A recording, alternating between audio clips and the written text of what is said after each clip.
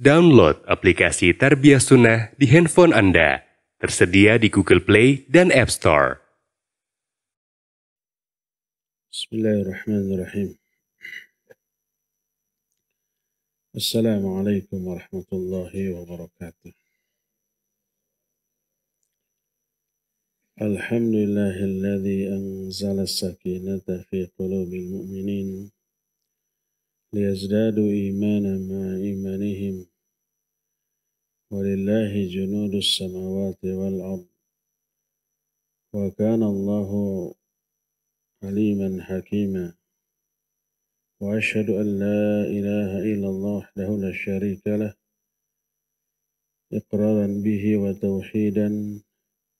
وأشهد أن محمدا عبده ورسوله صلى الله عليه وعلى آله وأصحابه وسلم تسليما مزيدا وبعد. Ikhwati fillah, azanillah wa iyyakum. Alhamdulillah, pagi hari ini kita dipertemukan kembali oleh Allah Subhanahu wa taala dalam keadaan tak kurang sesuatu apapun, dan kita akan lanjutkan pembahasan kita tentang i'tikaf yang belum selesai pembahasan kita kemarin. Kita sudah menjelaskan beberapa hal tentang i'tikaf, tentang makna i'tikaf, definisi i'tikaf, demikian juga tentang dalil pensyariatannya i'tikaf dan hukum i'tikaf. Sekarang kita lanjut kepada pembahasan apa yang disyariatkan bagi orang yang i'tikaf dan apa yang dibolehkan bagi orang yang i'tikaf. Orang yang i'tikaf, bagi mereka disyariatkan beberapa perkara berikut ini. Pertama, memperbanyak ibadah-ibadah mahdhah.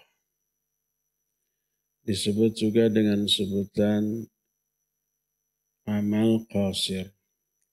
Amal qasir adalah amal yang manfaatnya terbatas untuk si pelaku.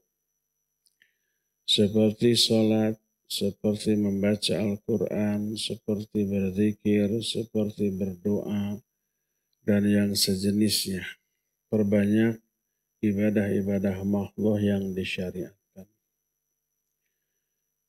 Selama ibadah itu disyariatkan.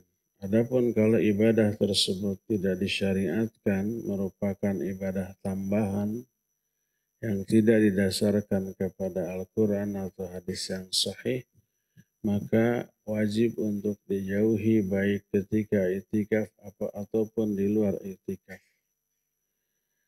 Jadi perbanyak salat-salat sunnah yang disyariatkan seperti tahiyatul masjid setiap kita keluar lalu masuk lagi, syukrul wudu, qabliyah atau ba'diyah, duha, boleh istikharah juga, atau salat mutlak selama tidak dilakukan di waktu-waktu yang terlarang. Perbanyak juga membaca Al-Quran, menghafal Al-Quran, memurajaah atau mengulang-ulang hafalan, dan memahami maknanya, tafsirannya, dan yang sejenisnya. Perbanyak juga zikir-zikir yang disyariatkan, baik yang mutlak ataupun yang muqayyad. Yang muqayyad artinya yang terikat baik dengan waktu ataupun dengan amalan. Seperti ada zikir pagi dan petang. Seperti itu yang muqayyad dengan waktu. Ada zikir yang muqayyad dengan amalan, zikir mau tidur, bangun tidur, zikir ketika seusai sholat fardu, zikir ketika selesai makan, zikir ketika kita umpamanya melihat hujan, melihat angin bertiup kencang, melihat umpamanya ada petir yang menyambar, itu semua merupakan zikir yang muqayyad. Adapun zikir yang mutlak, zikir yang tidak terikat oleh apapun. Zikirnya bebas, jumlahnya juga bebas, tidak tertentu. Yang penting berzikir dengan penghayatan. Perbanyak juga berdoa dengan doa-doa yang utamakan diambil dari Quran atau dari hadis yang sahih atau yang diambil dari doa para sahabat dan para ulama. Boleh juga berdoa sesuai dengan bahasa yang kita pahami agar penghayatannya lebih mendalam dengan doa-doa yang bebas. Lakukan doa di saat-saat yang mustajab. Seperti sepertiga akhir malam, seusai sholat fardu, antara azan dan qomat, ketika hujan turun dengan lebatnya dan seterusnya, manfaatkan itu untuk berdoa sebanyak mungkin. Pokoknya pertama, perbanyak ibadah-ibadah yang faradhiyah. Ibadah yang amalannya, manfaatnya khusus untuk diri sendiri. Kedua, lakukan amal muta'addi atau ibadah muta'addiyah. Ibadah muta'addiyah maknanya ibadah yang manfaatnya juga terasa oleh orang lain. Tidak sekadar untuk diri sendiri. Kalau sholat, saum, baca Quran, orang lain nggak ada manfaat dari sholat atau bacaan Quran kita. Mereka nggak dapat pahala ataupun keuntungan apapun. Nggak ada sunnahnya menonton orang yang sholat. Kecuali kalau orang yang baca Quran kita ikut dengar, ya ada pahalanya. Adapun ibadah muta'addiyah adalah ibadah yang manfaatnya terasa oleh orang lain. Contohnya seperti umpamanya berinfak, sedekah, zakat, amar ma'ruf nahi munkar, belajar ilmu atau mengajarkan ilmu, atau menolong orang lain. Termasuk umpamanya di sini kan kadang-kadang kondisi kotor karena ada sampah dan susah, kita beres-beres. Kita bersih-bersih demi kenyamanan. Jangan andal. Jangan saling mengandalkan, tapi fastabiqul khairat. Melihat kondisi yang kotor harus dijadikan sebagai kesempatan untuk meraih pahala. Kalau umpah kita di WC umum, itu ada berapa WC kan? Ada dua umpamanya kondisi WC. Satu bersih, wangi, satu kotor dan aromanya nggak menyenangkan. Kamar mana yang kita masuki? Kalau kita ingin memperoleh atau melakukan amalan yang muta'addi, masuk ke WC yang kotor dan bau. Kita bersihkan dulu, kita wangikan lo minimal untuk bau hangsur gitu. Adanya bau pesing itu menunjukkan adanya orang kencing yang tidak terbanjur. Tidak sulit membersihkannya, tidak harus 5 menit. Paling beberapa detik banjuran dulu gitu. Setelah air kencing yang tidak terbanjur oleh usaha kita, hilang bau pesing. Setelah itu beres, maka kita keluar dari sana meninggalkan WC yang tadinya kotor menjadi bersih dan tidak bau pesing. Itu amal muta'addiyah. orang lain setelah kita masuk ke sana menjadi nyaman. Terserah mau betah mau tidak di dalamnya, terserah. Jadi itu amalan yang muta'addi karena orang lain ikut merasakan manfaat. Berdasarkan hal itulah perbanyak juga amalan muta'addi.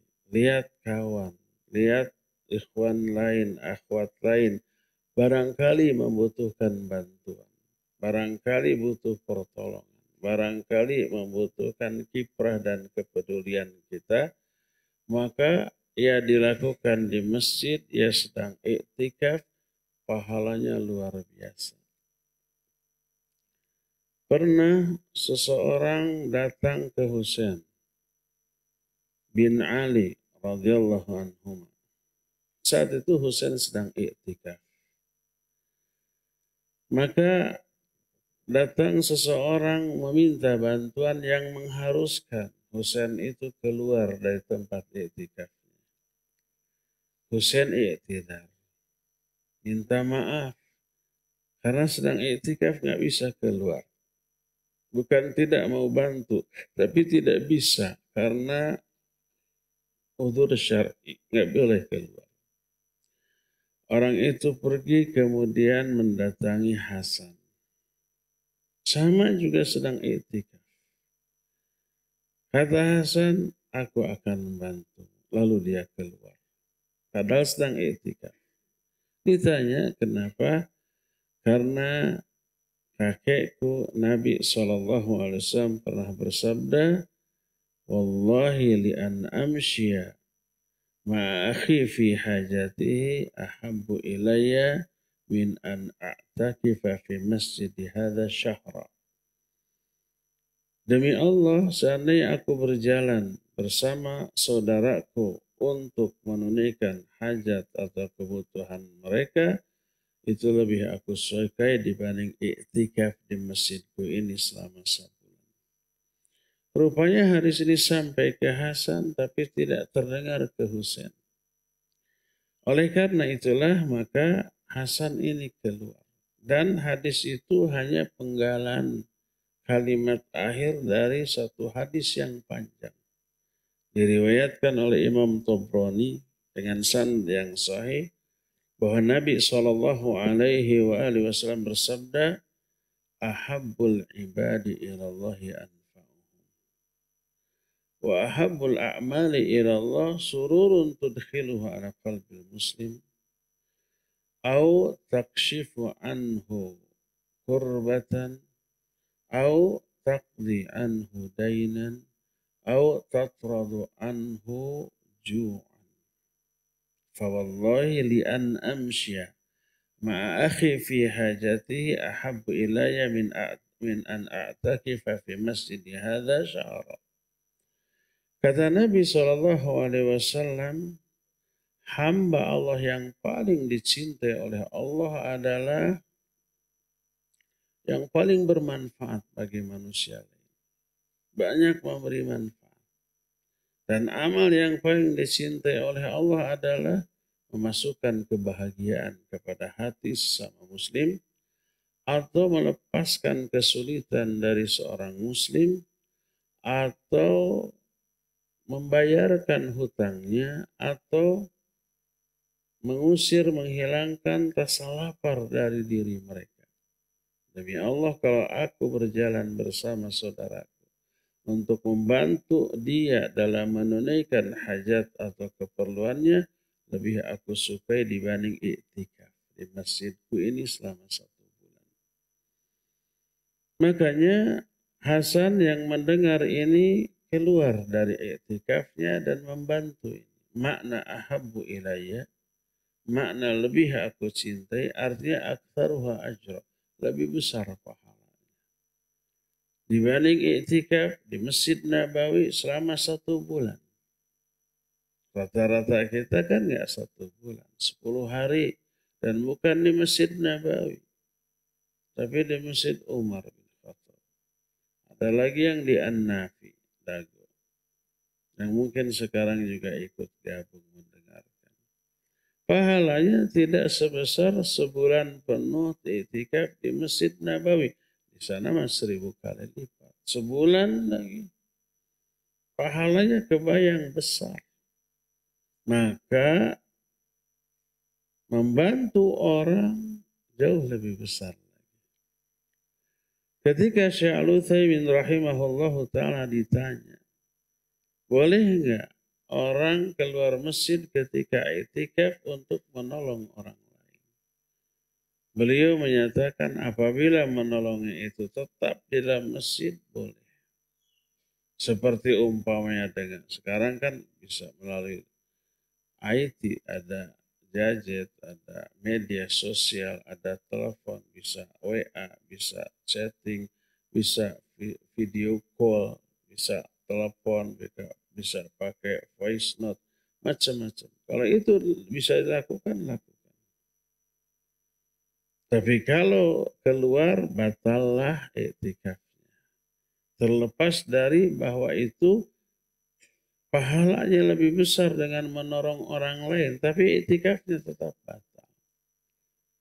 Tapi setelah itu dibolehkan kembali untuk memulai i'tikaf lagi. Maka ketika keluar, dia tidak dapat pahala i'tikaf, tapi dapat pahala menolong orang.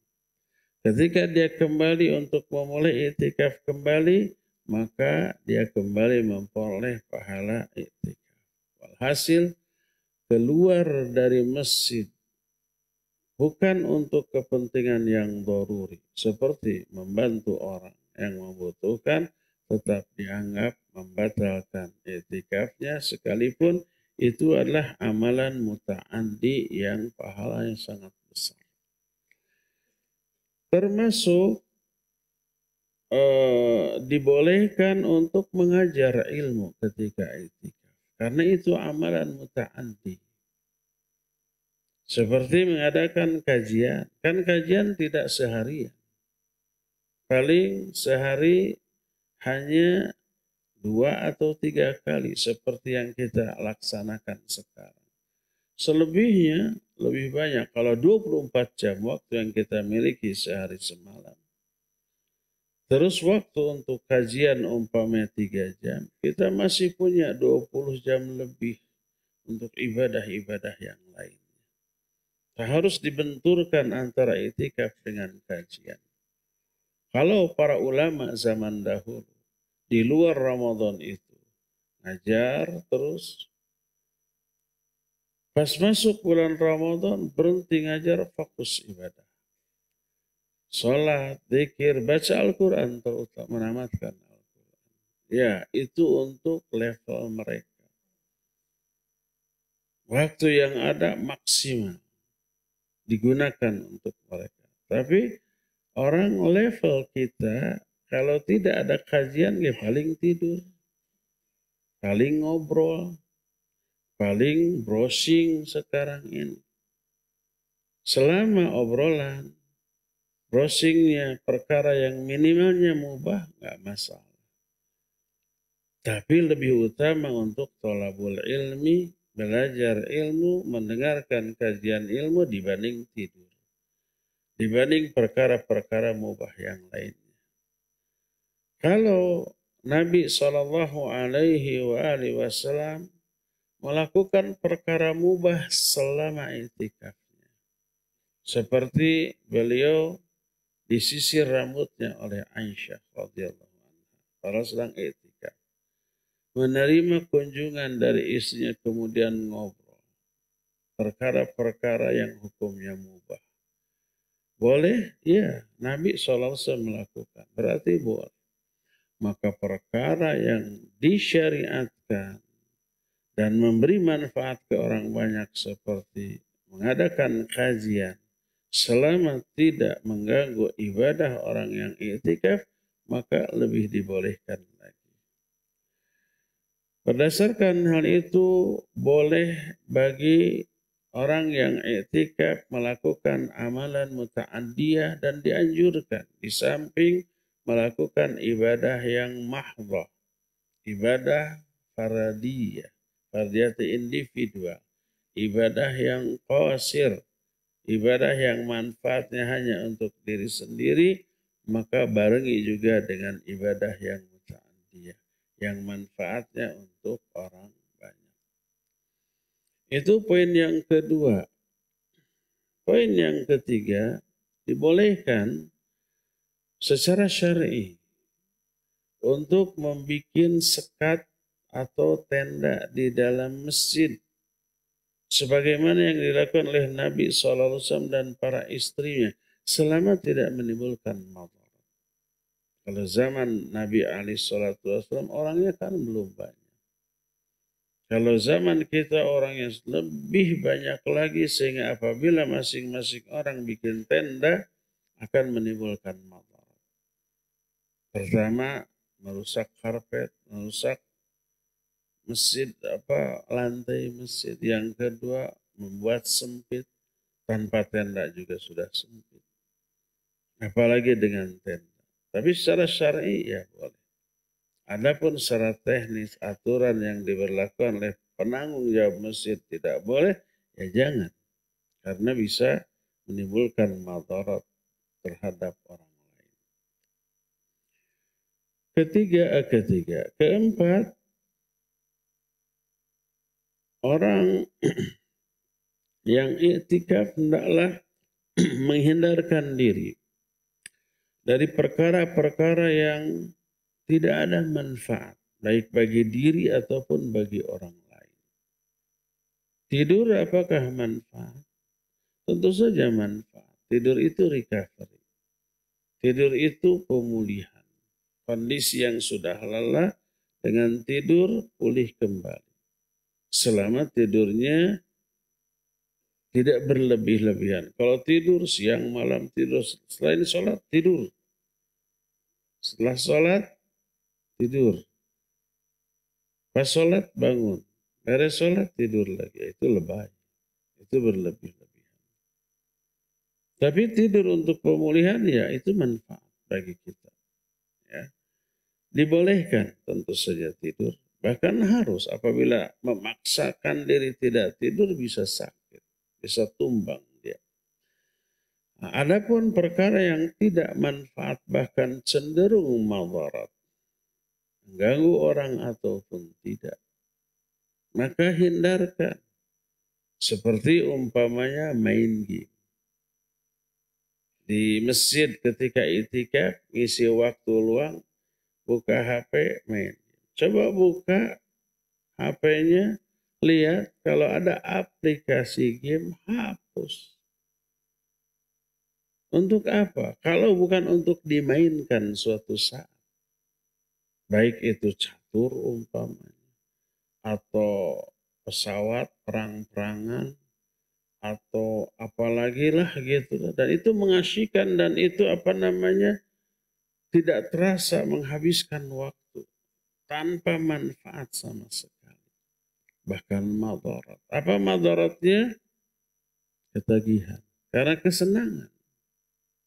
Itu senang kemudian ingin lagi. Pas setelah main game kemudian datang waktu sholat.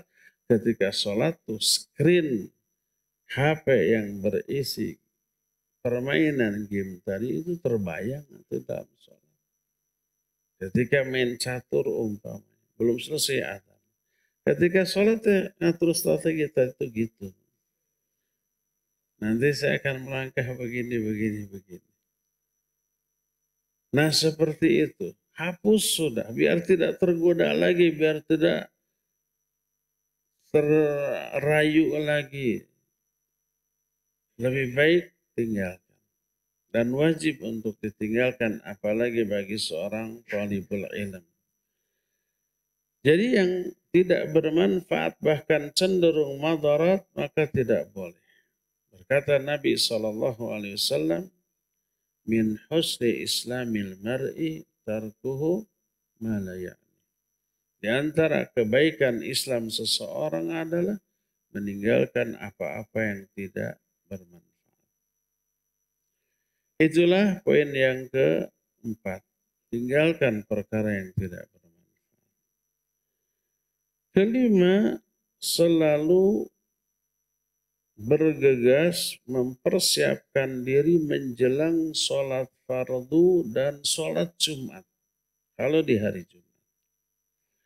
Apa persiapan yang kita lakukan secara spesial menjelang sholat? Coba kondisikan pikiran kita, hati kita, agar pas masuk sholat itu bisa lebih khusyuk. Contohnya dengan membaca Al-Quran, kira-kira 15 menit sebelum sholat baca Al-Quran. Hayati isinya. Hati terkondisi dengan apa yang kita baca. Pikiran juga begitu. Pas masuk sholat, suasana hati itu memang sudah klop dengan apa yang akan kita baca di dalam sholat. Bila perlu fahami makna, tafsiran, syarah dari doa-doa sholat. Sekarang gampang. Tinggal browsing di internet, cari tulisan tentang syarah atau penjelasan doa sholat. Doa iftitah begini dibaca. Oh maknanya begini. Menambah penghayatan ketika sholat.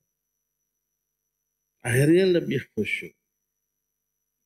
Coba umpamanya baca tuh artikel tentang akhirat. Sebelum sholat. Tentang alam kubur. Tentang hari kiamat. Tentang surga dan neraka. Sehingga terbayang. Mengisi pikiran kita, hati kita, perasaan kita dalam kondisi seperti itu masuk ke dalam sholat. Maka suasana hati sudah langsung klop dengan apa yang kita baca di dalam sholat. Menambah kekhusyuan di dalam sholat kita. Akhirnya sholat kita jauh lebih berkualitas, lebih ikhlas, lebih khusyuk, lebih mutaba'ah, lebih bagus dibanding sebelumnya. Itulah beberapa perkara yang dianjurkan untuk dilakukan selama iktikaf. Ada beberapa hal yang dibolehkan ketika iktikaf. Pertama, 3 kebutuhan pokok manusia boleh dilakukan. Tapi sekali lagi secukupnya, jangan berlebihan. Pertama, tidur. Kedua, makan. Ketiga, makan minum otomatis sama lah. Yang ketiganya boleh ke WC. Baik untuk BAB, BAK, ataupun mandi.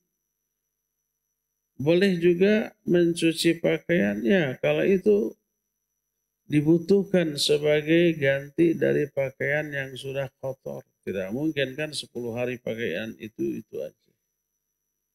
Kalau tidak ada yang mensucikan, ya cuci sendiri boleh. Itu kebutuhan yang tidak bisa dihindari. Perkara mubah yang memang butuh. Para ulama ijma sepakat tentang bolehnya makan, minum, dan tidur di dalam masjid. Yang terlarang dilakukan hanya hubungan suami istri. Allah berfirman, وَلَا تُبَاشِرْهُنَّ وَأَنْتُمْ عَاقِفُونَ فِي الْمَسَاجِدِ. Janganlah kalian sentuh istri-istri kalian dalam keadaan kalian iktikaf di masjid. Bagaimana kalau tidak sedang iktikaf? Boleh enggak berhubungan di masjid? Tidak boleh. Walaupun tidak sedang iktikaf. Di sini ada 2 larangan. Yang pertama, selama iktikaf tidak boleh melakukan hubungan suami istri. Yang kedua, tidak boleh melakukan hubungan suami istri di dalam masjid walaupun tidak iktikaf. Adanya larangan. Tidak boleh melakukan hubungan di masjid menunjukkan bolehnya melakukan selain itu di dalam masjid. Seperti makan, minum, ataupun tidur. Ini secara syar'i. Adapun kalau DKM melarang makan dan minum dalam masjid demi kenyamanan, demi kemaslahatan. Sebab seringkali umpamanya ada banyak pengalaman makan di dalam masjid, banyak yang tumpah. Banyak yang jatuh makanan, mengotori masjid. Akhirnya membuat ibadah tidak nyaman. Pas sujud sampai bersin. Maka DKM kemudian melarang, maka boleh. Larangan itu diterapkan demi kemaslahatan bersama. Di Masjidil Haram, Masjid Nabawi, setiap hari bulan Ramadan selalu makan. Baik untuk sahur ataupun untuk berbuka. Kalau buka, free, disiapkan untuk semua orang. Tapi sekedar untuk takjil aja. Satu paket isi harganya 7 real. Isinya apa? Isinya kurma 7 butir. Kurma sukari biasanya. Ada zabadi, yohat. Ada yohat yang original, asin. Tapi ada bubuknya tuh dicampurkan. Memberi cita rasa tersendiri. Orang yang tidak biasa tidak mau makan itu. Yang ketiganya ada roti dan ada air. Kadang air mineral biasa, kadang air zam-zam di botol kecil. Sudah hanya itu. Satu orang dapat segitu. Lumayan. Menghilangkan rasa lapar akibat saum dan itu cukup dan dengan takaran yang pas untuk sampai pada tarawih. Tidak lapar sampai tarawih dan tidak membuat ngantuk. Kalau ba'da maghrib makan dulu lalu tarawih dijamin nyolontot ketika tarawih. Parah, berat, ngantuknya luar biasa. Nah, itu dilakukan, tapi mereka itu ngamparkan plastik kira-kira lebarnya 0,5 meter gitu, panjangnya bisa puluhan meter. Jadi disimpan di sana. Kemudian pas adzan buka, ya. Nah, pas menjelang qomat itu petugas dengan sigap membersihkan itu. Jamaah mah tidak ikut membereskan. Ada berapa petugas. Jadi dilipat begini, cek, cek, cek, cek. Hanya dalam hitungan menit sudah beres lagi, bersih lagi. Sampah-sampah dimasukkan ke dalam plastik tersebut. Dan kadang ini tangan kita kotor bekas kurma gitu, cepol gitu, nggak apa-apa dicuci di sana oleh air di atas plastik, nggak bocor ke karpet. Sudah, nanti tek-tek langsung dimasukkan ke kantong plastik besar oleh petugas, langsung dibawa ke tempat sampah. Beres, nggak ada bekas sama sekali. Di kita belum tentu bisa begitu, apalagi banyak anak-anaknya jarang. Oleh karena itu di kita mah diberlakukan aturan nggak boleh makan, minum yang bisa mengotori masjid. Tapi secara syar'i boleh makan, minum dalam masjid, termasuk juga tidur. Kedua, dibolehkan menerima tamu, kunjungan keluarga, teman, kerabat, atau orang jauh. Yang ada keperluan kepada kita, boleh. Asal dilakukan di dalam masjid, silakan masuk, kita ngobrol. Selama isi obrolannya minimal yang mubah, apalagi yang bagus, dibolehkan. Sebagaimana Nabi SAW menerima kunjungan dari Sofia. Bahkan setelah beres berkunjung, pas Sofia mau pulang, Nabi SAW mengantar sampai ke rumahnya. Kalau itu dianggap perlu dan doruri, khawatir ada apa-apa, maka dibolehkan. Itu yang kedua, menerima tamu kunjungan.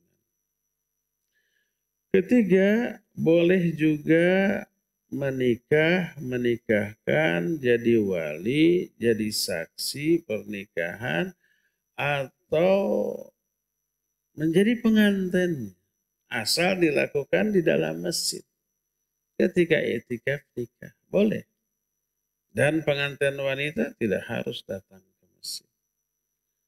Karena ijab kabul hanya dilakukan antara pengantin pria dengan wali perempuan. Perempuannya bisa di mana saja. Bahkan di luar kota juga boleh. Boleh wanita di luar rumah. Ya. Hanya walinya. Saya nikahkan, hai fulan bin fulan, saya nikahkan kamu kepada putri saya namanya fulana dengan mas kawin umpamanya 1 kilo emas dianjuk. Boleh begitu. Karena kan itikaf nggak bawa emas, masih ada di toko. Boleh menikah, boleh. Boleh menikahkan, boleh. Boleh menjadi saksi, boleh. Tapi ya harus nunggu selesai itikaf kalau mau berbulan madu dengan istri. Ya, tapi yang jelas mah dibolehkan menikah atau menikahkan atau menjadi saksi pernikahan asal itu semuanya dilakukan di dalam masjid. Itulah beberapa perkara yang dianjurkan dan dibolehkan selama itikaf. Sekarang apa saja yang bisa membatalkan itikaf? Ini yang harus kita hindarkan. Pertama, jima, bersetubuh.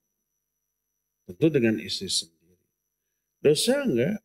Tidak dosa. Tapi itikafnya batal. Berdasarkan firman Allah Azza wa Jalla, وَلَا تُبَاشِرُهُنَّ وَأَنْتُمْ عَاكِفُونَ فِي الْمَسَاجِدِ. Janganlah kalian sentuh istri-istri kalian dalam keadaan kalian sedang iktikaf di dalam masjid. Berkata para ahli tafsir. Di antaranya diungkapkan oleh Imam Al-Qurtubi, bayyana jalla jalaluh annal jima yufsidul i'tikaf. Wa ajma ahlul ilmi ala anna man jama imra'atahu wa huwa mu'takif amidan lidzalik fi farjiha annahu mufsidun li'tikafihi. Allah Azza wa Jalla menerangkan dalam ayat ini bahwa jima merusak i'tikaf. Ahli ilmu para ulama telah sepakat bahwa orang yang menggauli istrinya dalam keadaan i'tikaf secara sengaja, maka i'tikafnya batal, i'tikafnya rusak. Dan para ulama jima membatalkan i'tikafnya, walaupun tidak dosa. Karena i'tikaf adalah amalan sunnah. Kalau umpamanya batal, ya sudah, hanya tidak mendapatkan pahala i'tikaf saja. Batal sudah. Bagaimana dengan ibadah i'tikaf yang sudah dilakukan sebelum batal? Umpamanya kita mau i'tikaf 10 hari. Dalam posisi sebagai pengantin baru. Sehari 2 hari kuat. Menjelang 3 hari gelisah dia. Pengantin baru bayangkan. Akhirnya dia keluar menemui istrinya dulu. Di hari keempat. Batal. Dosa? Tidak dosa. Karena itikaf itu sunnah. Bagaimana ibadah itikaf 3 hari? Pahalanya tidak disia-siakan. Tetap dapat pahala, tapi pahala ibadah. Pahala ibadah sholat, ibadah baca Quran, zikir, dan bukan pahala itikaf. Karena itikafnya batal, otomatis pahala itikaf nggak dapat. Tapi pahala ibadah dapat. Apa yang membedakan? Yang membedakan kita selama itikaf dapat pahala double. Pahala dari itikafnya dan pahala dari amal-amal yang kita lakukan selama itikaf. Ada 2. Nah, apabila itikafnya batal, nggak dapat pahala itikaf, tapi tetap dapat pahala dari ibadah-ibadah yang dilakukannya tersebut. Inilah yang pertama yang membatalkan i'tikaf. Yang kedua, keluar dari masjid. Apabila seorang yang i'tikaf keluar dari masjid tanpa daruri, tanpa untuk menunaikan kebutuhan yang memang harus. Bukan untuk BAB, BAK, bukan untuk berwudu, bukan untuk mandi apabila junub ketika itikaf, mungkin itikaf junub, mungkin mimpi, baik siang ataupun malam, kemudian itikafnya tidak batal, dan kalau di siang hari dalam keadaan saum, saumnya juga tidak batal. Maka dia harus mandi untuk bisa melanjutkan iktikafnya atau sholat yang harus dia lakukan di dalam masjid. Dan untuk mandi harus keluar, ya, itu dibolehkan. Adapun keluar tanpa kepentingan mendesak, maka tidak boleh. Kalau keluar, dia batal. Berdasarkan hal itulah maka tidak boleh umpamanya seseorang mumpung nih dingin, kemudian ada panas yang memang bisa menghangatkan badan kita, lalu keluar berjemur, maka nggak boleh. Atau di luar ada lapang pingpong, tuh seru nih, lalu main pingpong. Sudah tamat 3 juz, tadi baca Quran, adalah refreshing, pingpong dulu. Batal itikaf. Karena pingpong bukan kebutuhan doruri. Tanpa pingpong kita bisa hidup. Ya iya. Jadi tidak boleh keluar. Itu yang kedua. Yang ketiga, yang membatalkan itikaf adalah meniatkan untuk menghentikan itikaf. Walaupun dia tetap di dalam masjid, tetap melakukan ibadah, tapi kemudian dia berubah pikiran. Saya mau nggak niat itikaf. Sudah dibatalkan itikaf, maka batal. Innamal a'malu binniyat. Wa innamal likulli imri'in.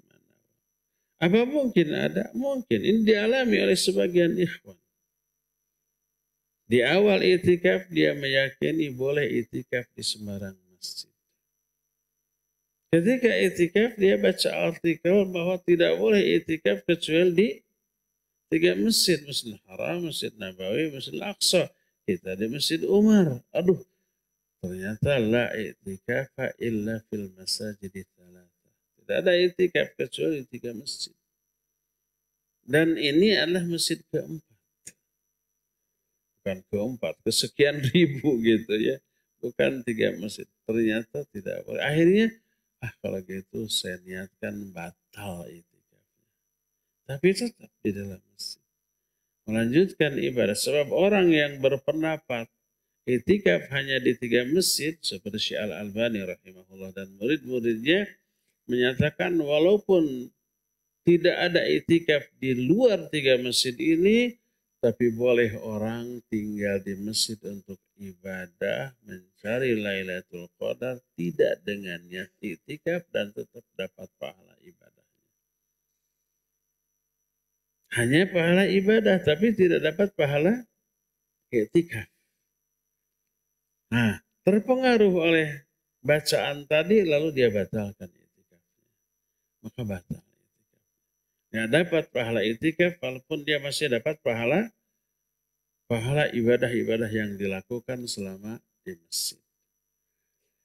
Jadi orang yang meniatkan membatalkan itikafnya otomatis itikafnya batal. Berdasarkan keumuman hadis innamal a'malu binniyat wa innamal likulli imri'in ma nawa.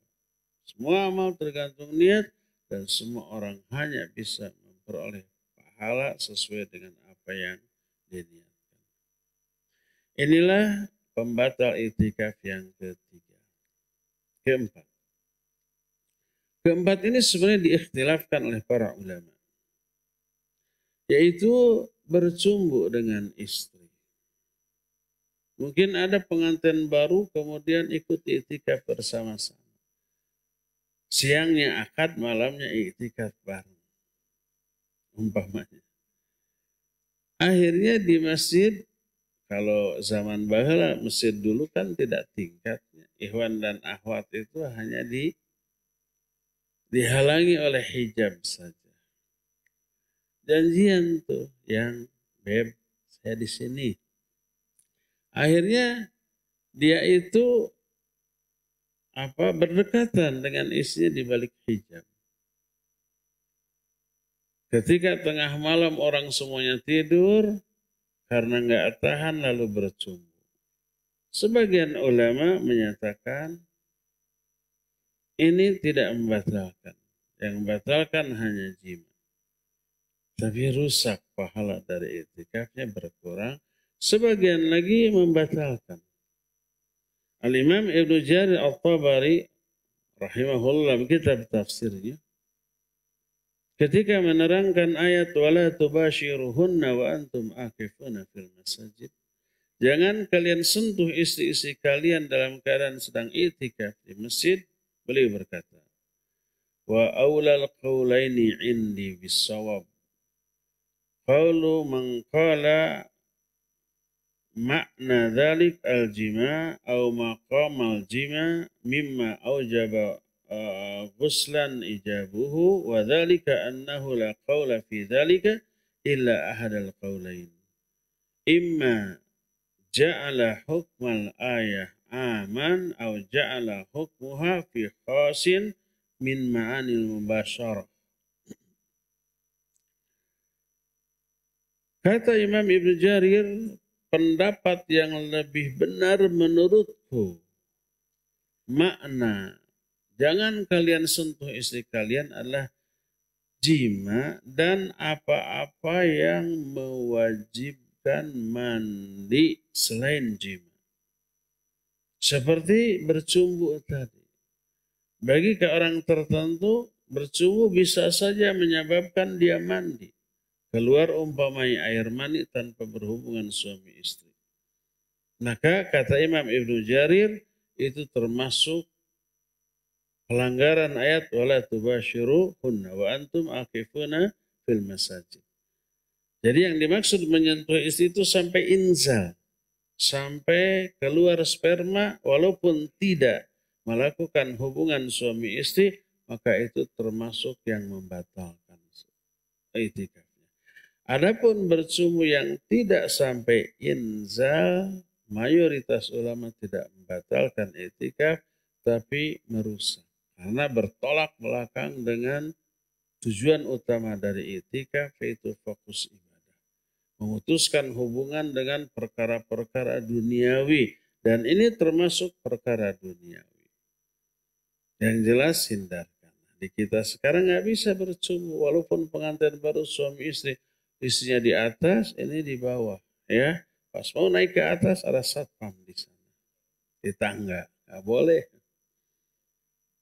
Oleh karena itulah, maka dilarang. Inilah 4 hal yang membatalkan i'tikaf.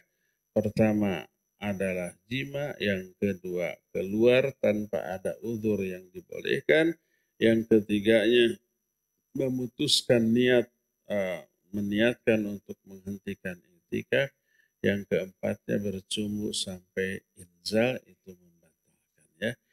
Inilah penjelasan kita tentang apa yang harus dilakukan, apa yang boleh dilakukan selama i'tikaf, dan apa yang membatalkan i'tikaf. Cukup ya sampai di sini penjelasan kita pagi ini. Kita masih punya sisa waktu untuk bertanya jawab. Wa sallallahu ala nabiyina Muhammadin wa ala alihi wa ashabihi wasallam. Enggak, Mike.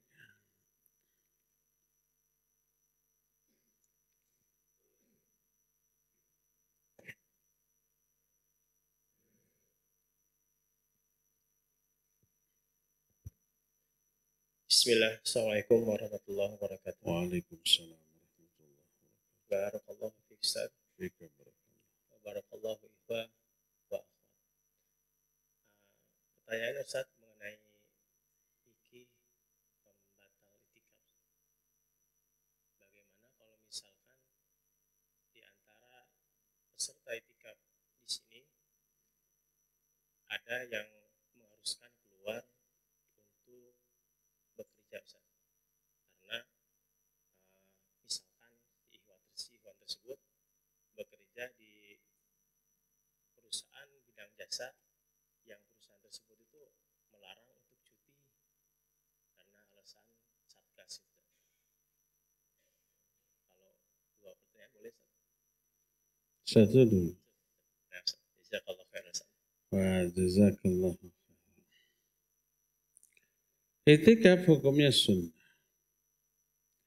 Sedangkan bekerja hukumnya wajib. Karena sebelum bekerja dia sudah tekan kontrak untuk bekerja di tempat dia kerja di waktu-waktu yang sudah ditentukan. Maka wajib dia bekerja. Karena bekerja berarti memenuhi janji dengan pihak perusahaan yang sudah dia tekan kontrak perjanjian. Wajib ditunaikan. Maka di jam-jam kerja tidak boleh melakukan amalan sunnah. Seperti umpah sholat duha. Di jam kerja, sholat duha hukumnya sunnah. Sedangkan bekerja hukumnya wajib. Tapi kan sedang tidak ada pekerjaan. Sedang tidak ada warga yang harus dilayani kalau dia bekerjanya melayani konsumen umpama, customer. Sedang tidak ada, boleh nggak? Tetap tidak boleh. Kalau dia lagi duha, lalu ada orang yang doruri umpamanya ingin segera dilayani, dia lagi sholat duha. Maka tidak boleh. Dokter, perawat, jaga, tidak ada pasien. Boleh nggak sholat sunnah? Tidak boleh. Kalau dia lagi sholat sunnah datang pasien darurat, gimana? Maka tidak boleh. Padahal sholat sunat mungkin cuma 5 menit. Ini itikaf minimal sekian jam, semalam atau seharian. Padahal dia harus bekerja. Oh, tidak boleh itikaf. Karena meninggalkan kewajiban bekerja. Apalagi sudah ada aturan tidak boleh cuti. Tidak boleh bolos. Apalagi menjelang lebaran biasanya apalagi di bidang jasa. Biasanya pekerjaan numpuk. Maka tidak boleh cuti.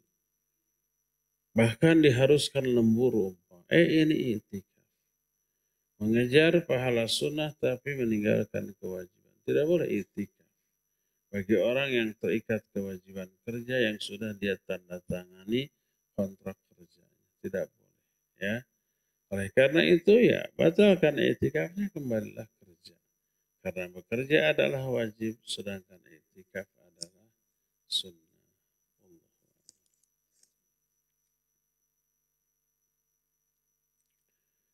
Kalau itikaf di masjid hanya malam saja, sore sampai pagi, siang di rumah, karena masak untuk suami. Karena suami masih kerja, dan sorenya balik lagi ke masjid sampai pagi. Apakah niat itikaf saya gugur? Pertama, seizin suami apa tidak? Walaupun selama siang suami itu kerja, ya, tidak harus dilayani, tapi kan ada anak. Terus harus beres-beres di rumah. Jangan sampai suami pulang tidak ada yang masak, tidak ada yang beres-beres, tidak ada makanan. Nah sekarang kalau umpamanya malam, kasihan suami. Pas suami pulang kerja butuh keberadaan istrinya itikaf selama 10 hari. Suami mana yang tahan? Oleh karena itu maka izin suami. Kalau diizinkan sama suami boleh, lihat izinnya gimana. Ya terserahlah. Sambil sebab tahu istrinya ini kalau tidak diizinkan baut dia nyamuk. Akhirnya nggak mau ribut, terserah. Jangan. Sebab banyak sekarang parodi ya, istri itu maksum.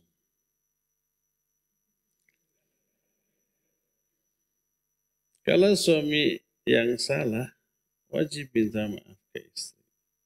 Kalau istri yang salah, ya, dia ngaku salah, nangis, bukan minta maaf. Akhirnya ngambek, akhirnya suami yang harus minta maaf. Ya, saya minta maaf. Kalau yang salah istri, kan gitu ya. Parodi seperti itu banyak, ya. Walhasil istri adalah maksum. Oleh karena itu, ketika istri minta izin, suami tahu harus diizinkan. Minta izinnya segitu sekedar formalitas. Ya.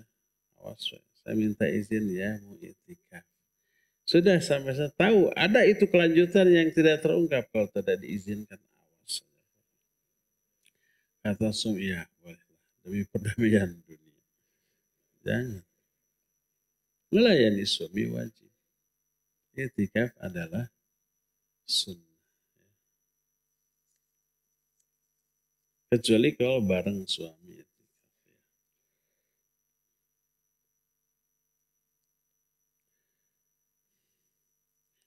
Bolehkah seorang wanita yang haid membaca Al-Quran lewat handphone?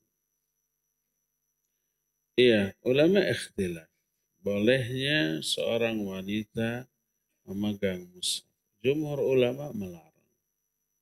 Sebagian ulama membolehkan. Syekh Al-Albani rahimahullah dalam kitab Tamamul Minnah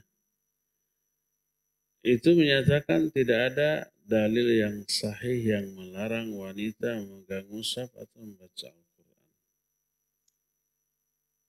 Karena tidak ada dalil yang sahih, maka melarang wanita memegang mushaf dan baca Al-Quran adalah tasyri'. Tasyri' itu menetapkan adanya syariat larangan. Dan larangan harus ada ayat atau hadis yang sahih. Selama tidak ada ayat dan hadis yang sahih, maka tidak boleh menetapkan adanya larangan. Adapun ayat la yamassuhu illal mutahharun dalam surah Al-Waqiah. Innahu laqur'anun karim fi kitabim maknun la yamassuhu illal mutahharun. Ini adalah Al-Quran yang mulia. Fi kitabim maknun beradalah kitab yang terjaga, terpelihara, yaitu Lahul Mahfuz. La yamassuhu illal mutahharun, tidak ada yang bisa menyentuh. Menyentuh di sini bukan mushaf Al-Quran, tapi menyentuh Lauhul Mahfuz, kecuali para malaikat yang disucikan. Ayat ini bukan larangan memegang mushaf. Ayat ini sekedar berita bahwa yang bisa menyentuh Lauhul Mahfuz hanyalah para malaikat yang suci. Apalagi mushafnya di zaman Nabi belum ada. Mushaf baru dibukukan di zaman Abu Bakar As-Siddiq radhiyallahu. Dikumpulkan karena banyaknya para penghafal Quran yang gugur di medan perang, khawatir hilang. Lalu Abu Bakar membuat mushaf, membukukan Al-Quran jadi mushaf. Di zaman Uthman berkembang lagi negara Islam ini. Para sahabat kemudian menemukan ada orang yang baca Al-Quran dengan lahjah atau dialek yang berbeda. Lapor ke Utsman, Utsman kemudian dikukuhkan bahwa haruslah lahjah Quraisy, kemudian harus berdasarkan ini nih, lalu dibukukan menjadi mushaf Utsmani, yang lainnya dibakar. Di zaman Nabi tidak ada mushaf. Kalau tidak ada mushaf, tidak mungkin ada hukum memegang mushaf bagi yang tidak punya wudu atau yang haid. Oleh karena itu la yamassu ilal mutahharun, maksudnya tidak bisa menyentuh Lauhul Mahfuz kecuali para malaikat. Ayat itu bukan dalil larangan menyentuh mushaf. Ada hadis la yamassul Quran illa tahir.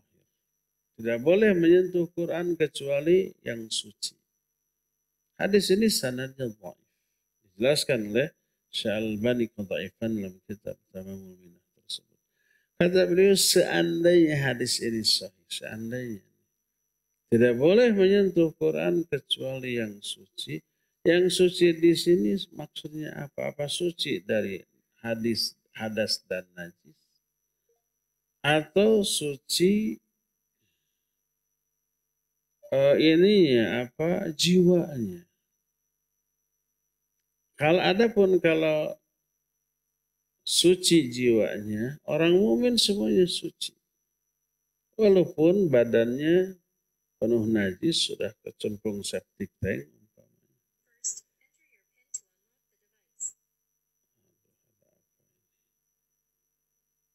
Jadi tidak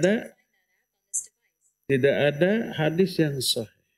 Kalau ini hadis dianggap sahih, suci di sana maksudnya suci jiwanya. Karena Rasulullah SAW menyatakan al-mu'min la yanjus. Seorang mukmin itu tidak najis. Orang musyrik najis, innamal musyrikuna najasun. Apa yang najis? Jiwanya. Badannya mungkin sudah mandi bersih. Kalau kita salaman dengan orang kafir, tidak harus dicuci. Yang najis adalah jiwanya. Sebaliknya orang mukmin, walaupun umpamanya dia mukmin, tapi habis nyebur septic tank, kita nggak boleh salaman. Apalagi pelukan. Kefalok barunya ya jangan, walaupun dia mukmin, tapi badannya penuh najis. Jangan disentuh sampai dia mandi. Oleh karena itu yang dimaksud tahir di sana mukmin. Tidak boleh menyentuh Al-Quran kecuali orang mukmin. Makanya Nabi SAW melarang para sahabat yang pergi ke medan perang ke negeri musuh, dilarang membawa catatan Al-Quran, tulisan Al-Quran. Khawatir nanti jatuh ke tangan musuh, lalu diapakan? Dihinakan. Oleh karena itulah tidak ada dalil yang sahih yang melarang wanita membaca Al-Quran atau menyentuh mushafnya. Ini menurut Syekh Al-Albani dan beberapa yang sepaham dengan beliau. Nah, adapun yang melarang itu mengecualikan. Kecuali kalau dia membacanya tanpa mushaf dari hafalan. Ya dia baca karena kepentingan, karena meruqyah, karena dites hafalan, dites bacaan Al-Quran di sekolah dalam keadaan haid, maka dibolehkan. Ya. Allahu a'lam bishawab, saya termasuk yang lebih cenderung kepada pendapat Syekh Al-Albani, tidak ada larangan bagi wanita yang sedang haid menyentuh mushaf, baik mushaf bukunya ataupun lewat HP yang memiliki aplikasi Al-Quran. Ketika membuka aplikasi Al-Quran sama dengan mushaf. Boleh dibaca, dipegang, nggak boleh ke WC dengan membawa HP yang aplikasi yang sedang dibuka itu Al-Quran. Dalam kondisi begitu masuk WC nggak boleh. Tutup dulu. Tutup dulu, ganti aplikasi dengan yang lain, baru masuk ke WC.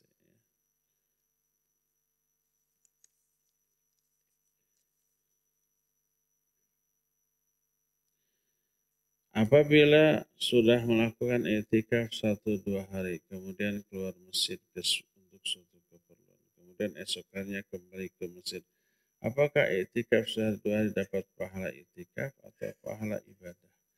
Kalau memang dia meniatkan i'tikaf cuma 2 hari, hari ketiga ada keperluan, dia dapat pahala i'tikaf dan semua ibadah yang dilakukan. Setelah keperluannya selesai, dia balik lagi meniatkan i'tikaf yang baru. Jadi pahala i'tikaf beda antara yang 2 hari dengan yang 4 hari dengan yang 10 hari. Makin lama makin besar pahalanya. Ya.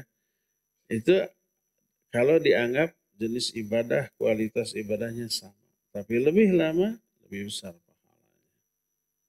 Nah, ada lagi 2 hari tapi betul-betul maksimal. Ibadahnya full. Itu bisa aja lebih besar pahala dibanding yang 10 hari tapi berleha-leha. Cuma hardolin. 10 hari nih, tapi baca Quran tidak tamat. Lebih banyak ngobrolnya, lebih banyak tidurnya, lebih banyak makan minumnya. Ibadahnya kurang, bisa aja yang 2 hari lebih besar pahalanya. Karena kualitas dan kuantitas ibadah.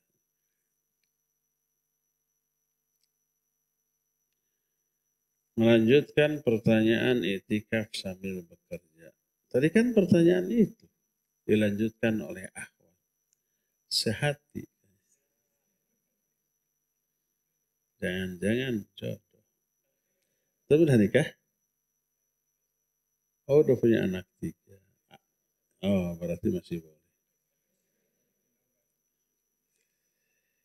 Jika seorang sudah cuti untuk iktikaf, tapi ada beberapa pekerjaan yang harus diselesaikan. Bolehkah orang tersebut keluar masjid untuk menyelesaikan pekerjaan? Apakah ini termasuk uzur? Bosnya mengizinkan enggak?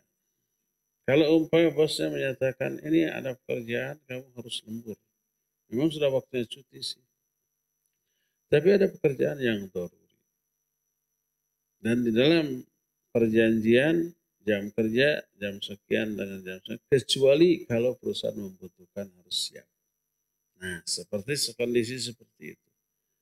Kalau tidak diselesaikan, merugikan perusahaan, merugikan seluruh karyawan. Jadi mengizinkan nggak itu sih bos? Kalau bosnya mengizinkan, boleh. Pas waktu-waktu ada pekerjaan yang harus segera dilakukan, keluar dari masjid. Ya sudah, batalkan saja, nanti setelah selesai iktikaf lagi. Niat yang baru. Jika di tengah iktikaf harus menjemput anak yang menyusul untuk iktikaf, jika batal niatnya, apakah bisa berniat lagi? Bisa. Bisa. Terakhir, ini surat. Apakah fidyah boleh diberikan ke masjid? Fidyah itu kepada yang miskin. Fidyah itu ta'ami miskin. Bukan ke masjid. Bukan ke yayasan. Masjid nggak bisa makan ke orang miskin. Kalau di masjid ada orang miskin, boleh kasih ke orang miskin. Masjid nggak akan bisa dari masjid ini. Ya antep atau. Yang pengunjungnya macam-macam seperti supir dan lain-lain, atau harus untuk orang miskin. Untuk orang miskin, kasih ke supirnya yang miskin. Bukan ke masjid. Kalau nitip boleh. Saya tidak tahu orang miskin di sini. Saya fidyah, tolong salurkan. Dititip boleh. Bukan untuk kepentingan masjid, tapi oleh orang masjid nanti disalurkan ke fakir miskin. Apa berbeda besarnya pahala dari melakukan pekerjaan yang biasa bisa dilakukan oleh orang lain dibanding dengan melakukan pekerjaan yang mengharuskan hanya kita yang bisa melakukannya. Tidak bisa diwakilkan kepada orang lain. Misal, ketika suaminya sakit, tidak bisa bangun dari tempat tidur, membutuhkan bantuan istrinya hampir sehari penuh, sedangkan istri membutuhkan ibadah-ibadah sunnah di bulan Ramadan. Apakah pekerjaan tersebut lebih besar pahala? Iya, karena wajib hukum. Mengurus suami wajib. Ibadah sunnah ya sunnah. Bagaimanapun melakukan perbuatan wajib pahalanya lebih besar daripada yang sunnah. Walaupun umpamanya jenisnya sama. Salat sunnah dengan salat fardu jauh. Lebih besar pahala salat fardu. Kalau kualitas kehusuannya sama. Salat sunat, saum sunat dengan Ramadan jauh lebih besar pahala Ramadan. Kalau kualitas saumnya sama. Nah sekarang berbeda jenis pekerjaan. Merawat suami yang sakit dengan salat sunat. Ketika salat sunat suami membutuhkan pelayanan. Sehingga menderita. Maka tinggalkan salat sunat. Duduk. Kalau perlu sholat sunat di samping suaminya, dia bilang, Pak kalau butuh saya walaupun saya lagi sholat sunat, bilang saja, ngomong saya akan batalkan sholat sunat saya. Jadi dua-duanya terlaksana. Fardu kalaku, sunnah kalaku. Ya. Cukup sampai di sini, nanti kita jumpa lagi jam 10 melanjutkan kajian Miftahud dari Sa'adah. Subhanakallahumma bihamdik asyhadu an la ilaha illa anta astaghfiruka wa atubu ilaik walhamdulillahi rabbil alamin. Wassalamualaikum warahmatullahi wabarakatuh. Yuk belanja di TS Mart. Dengan belanja di TS Mart, Anda turut berpartisipasi dalam dakwah yang diselenggarakan YTS.